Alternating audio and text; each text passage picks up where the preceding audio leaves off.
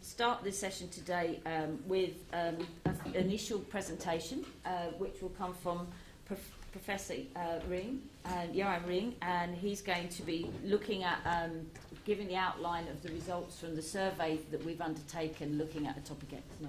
So thank you, Professor Ring.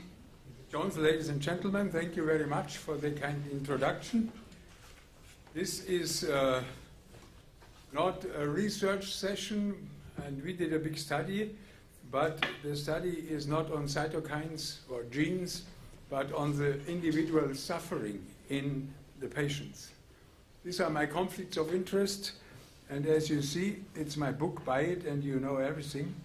And I should draw your attention that Sanofi was supporting this study with an unrestricted educational grant. The atopic dermatitis is the first manifestation of this group of diseases, asthma, hay fever, and eczema. And they call it atopic march, but it is a progression of disease, and it can go at different levels, either hay fever, asthma, or eczema, or you have all of it. And it's not a disease of the children, as in many textbooks or many people assume. It starts often in childhood, but more and more adults are suffering. And we also have patients with 80 or 90 who develop atopic eczema, and it's difficult to diagnose. Itch is the predominant symptom, but also pain. But itch is really excruciating, and we will hear, I think, by Bernd Ahrens and by the patients we are happy to have here with us. From the patient's perspective, the symptoms of a day: itch, dry skin, flaking, cracking, bleeding. So a lot of things is just going on the skin, which should not happen. So let me tell the story of Ernst. He had hay fever against pollen, eczema in childhood, in puberty better. Several times he had anaphylaxis to foods. He avoids restaurants. He had a rather normal life until 35 years, then stress, more and more exacerbations and long periods of absenteeism, depressive mood, sleep loss. He developed atopic keratoconjunctivitis, used cyclosporine eye drops. We had to give him cyclosporine systemically several years. Then he developed the squamous cell carcinoma on the sclera. We had to stop cyclosporine. The eczema got worse. Methotrexate limited. So we are desperate. We need something new. Maybe he is a candidate for a new drug.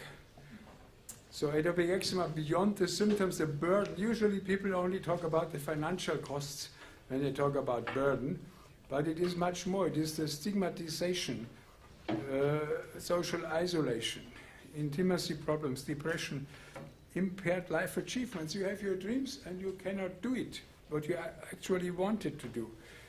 And also with other comorbidities, it's a multidimensional problem with psychological problems, with bacterial infection, with cardiovascular vitiligo, and many other diseases.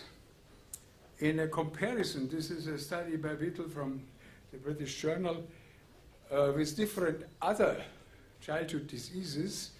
The quality of life, maximal impairment in this score is 15, and you see it here is cerebral palsy, so this is a very severe disease.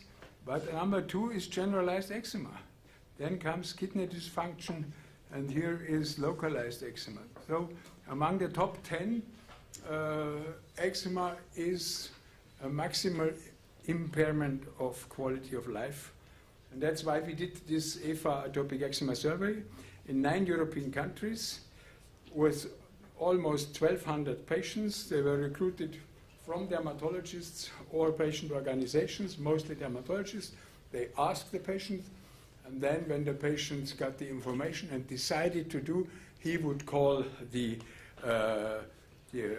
study institute, the IMAS Institute, who did the telephone interview, computer-aided telephone interviews, and with those interviews, the patient-oriented eczema measure score was asked, the dermatology life quality index, and we developed a new atopic eczema severity and emotional consequences, and Bernd Ahrens will talk about this. The CATI you see here, the computer-aided telephone, and then the interview, the questions, and the computer-assisted evaluation. It was a bit more women, but from all ages over 18. They had other atopic diseases as expected, allergy to pollen, to mites, to animals, drug intolerance, and also general other diseases, joint diseases, metabolic diseases, airway. Not so much since you have an adult population, so some people say maybe atopic eczema patients even have less other diseases, some other diseases, so there may be even a benefit or an antagonism. The poem is a score which the patient can fill out himself. He can be asked how he feels and how much the eczema is pronounced. And you see here that 45% of the patients were moderate to severe in this score. And for instance, questions on how many days has your skin been itchy, on how many nights, on how many days has your skin been cracked, flaking off, you know, the symptom. And you always see here, the more dark, the higher the symptomatology. But 90% itch and 90% or 85% dry. So these were really affected patients. And also in the life quality index, 55% had a rather high score. The number of missing days when they could not work because of the eczema was in more than half of the patients. And you see here that some of the patients even had they dropped out over 10 days or so in the last year. There was extra spending, not reimbursed by insurance or anybody, for personal hygiene, for clothing, wash powder, foods when there was a special diet, cleaning products, beddings. And they calculated, then estimated the additional amount compared to the normal expenses. And so it came out, when you see this, in the year 930 euro extra to be paid out of pocket. Nobody takes care of this, just for most trivial things, but due to your disease. This is our atopic eczema severity and emotional consequences score, and you will hear more about by Bernd Ahrens. You see here just, I envy people here from the red side. 70% they envy people with healthy skin. Itching drives me crazy, almost 60%. I try to hide my eczema, 50%. And all those patients were, according to our standards in Europe, well treated. They were not neglected patients from under the bridge. They were in good control. And they were even nice enough to say, well, the control is okay, but still half of them suffered tremendously. This was for me a very, very traumatic experience. With all our medical progress and our best doctors, or here, these are positive questions. That's the new thing with our questionnaire. Usually you have the questionnaires all in one direction, like when you enter the United States and you always have to make your cross on one side. But we had switched, so the people had to think something. The question was, I'm relaxed. So it means when I'm not relaxed, it's bad. So, and here I have no problem with intimacy, but many people had problems with intimacy. So the rating, but we will go there. Bernd Ahrens will go there more deeply. This score correlated quite well in the severe patients with the severity of the eczema. And the impact of the eczema, we were sitting a long time because people say suicide ideation. So I have some patients who say, doctor, I will jump out of the window. So please don't do, let's try something. And we wanted to ask, but wise people gave the advice, don't ask this, because if one of the patients then jumps out the window, you might be guilty. because you insinuated, you gave the idea. So we tried to hide the question and asked, do you get along when thinking about your life with eczema? Have there been moments when the disease compromised your ability to face life? And indeed, in 2/3 of the patients, there were those moments. This is 2/3 of well-treated patients in Europe from time to time think that it's not worth to live. And here you have the subgroups. It's especially the very severe ones, of course, but also those who have the disease a long time.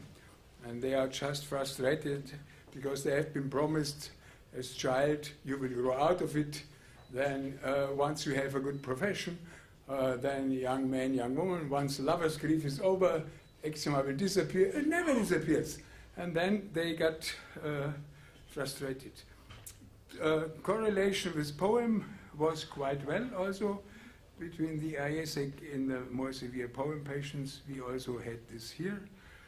And this is the statistics of the different correlations of ISEC poem and DLQI, and so it is quite well correlated. The future will show whether this is just the first study, how this instrument will be evaluated in the daily practice, what can be, what situation maybe it's better than the other ones or so. This is just a new instrument. So I come to the summary. Despite treatment, including systemic immunosuppression, 45% of the patients still had moderate to severe eczematous skin lesions. And 55% had a moderate to large impairment in quality of life. They were suffering individually. Itching drives me crazy. They want to hide my eczema. I feel guilty about my skin. Imagine, isn't that terrible? You suffer and you cannot do anything, and yet you feel guilty because people could be offended when they look at you. And of all patients suffering actually from severe RE, 88 stated that sometimes this condition compromised their ability to face life. And too many adult patients with a more severe form of eczema are suffering considerably and more than acceptable. This is our opinion. So the consequences, the burden of disease is not just another parameter. Although eczema is not directly life-threatening, it can ruin a life. The physical, psychological, financial, and social consequences lead to marked impairment in quality of life. And these aspects have to be considered in dealing with the management of this disease and thinking about possible prevention. And we have to be our patients' advocates. You, of course, are the patient advocacy group, but we, the dermatologists, are your partners, and we should have much more time. I admit that in Germany, the average consultation time in the dermatologist's office is 7 minutes. In 7 minutes, you cannot do anything, or very little. So that's why we introduced the concept of an eczema school, that we first grouped a couple of patients on Friday afternoon to tell them there's so much information, but also practical skills. So this is important, and I'm very glad that you are here and you share maybe our ideas, and I want to thank the collaborators in evaluating these data. Thank you very much. This is my motto for allergy on the Apollo temple in Delphi. It's Old Greek, don't exaggerate. Stay relaxed. It's easily said, but so difficult to do. Thank you.